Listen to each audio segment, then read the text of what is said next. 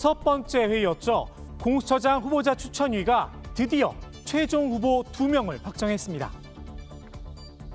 공수처장 후보 추천위원회는 오늘 제6차 회의에서 대한변호사협회가 추천한 김진욱 헌법재판소 선임헌법연구관과 이건희 국민권익위원회 부위원장을 공수처장 후보자로 최종 선정하였음을 발표합니다. 김진욱 연구관은 판사 출신, 이건희 부위원장은 검사 출신입니다. 김 연구관은 지난 4차 회의에서 5표를 받았었습니다.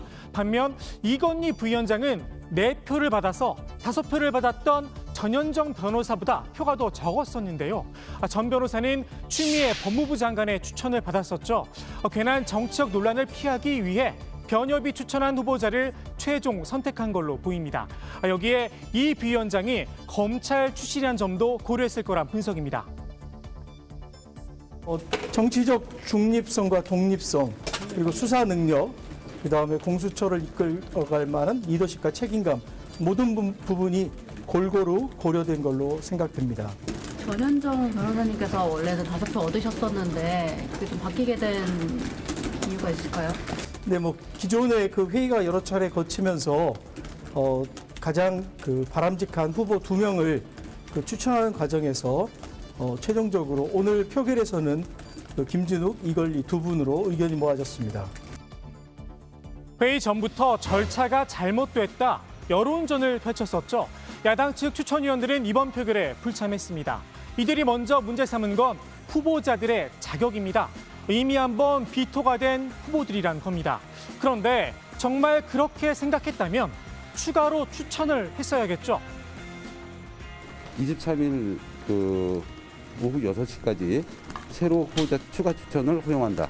로 지금 돼 있습니다. 지금 여당, 야당, 그다음에 당연직 그거는 불문하고 그거는 추천하기로 했습니다. 저희들이 접촉하고 노력을 하는데 훌륭한 후보들이 모두 잘 동의를 하지 않은 것 같습니다.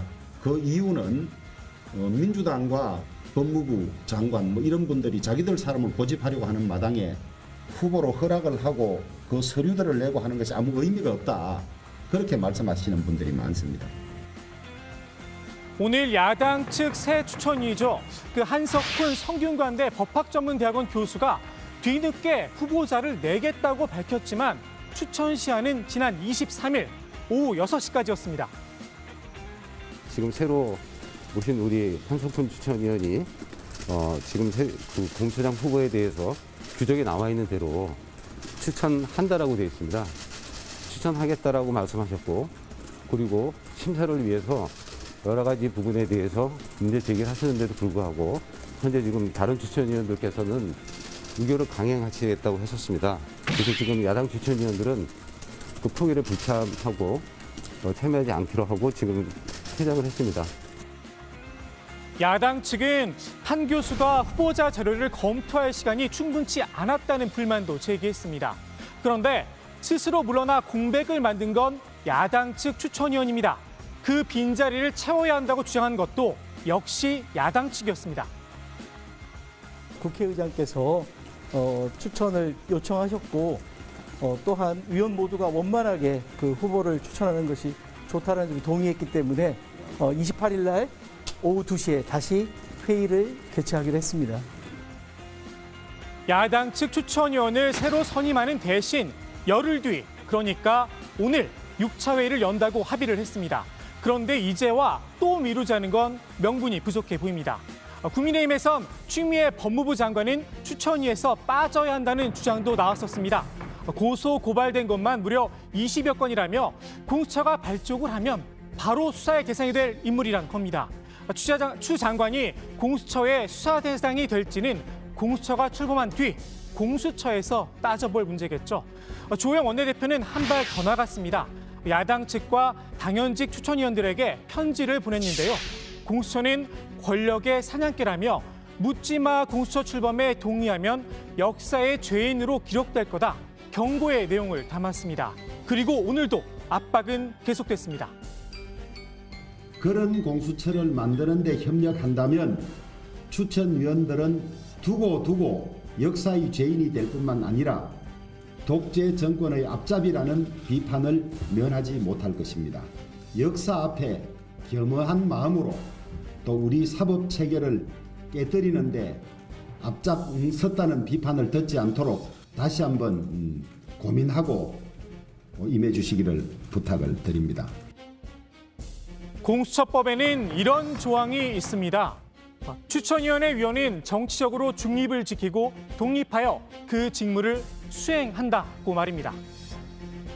추천위원들에게 후보 추천을 하지 말라고 요구하는 것은 추천위원들의 권리를 방해하는 것이자 추천위원회 역할을 부정하는 것입니다.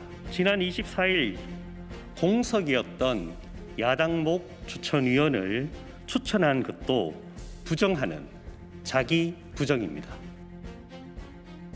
이번 공수처장 후보자 추천 법에 따라 이루어졌습니다. 반면 국민의힘은 이번 추천이 위법하다는 입장입니다. 행정소송과 가처분 신청, 위헌법률 심사 제청 등 법적 대응에 나서기로 했습니다.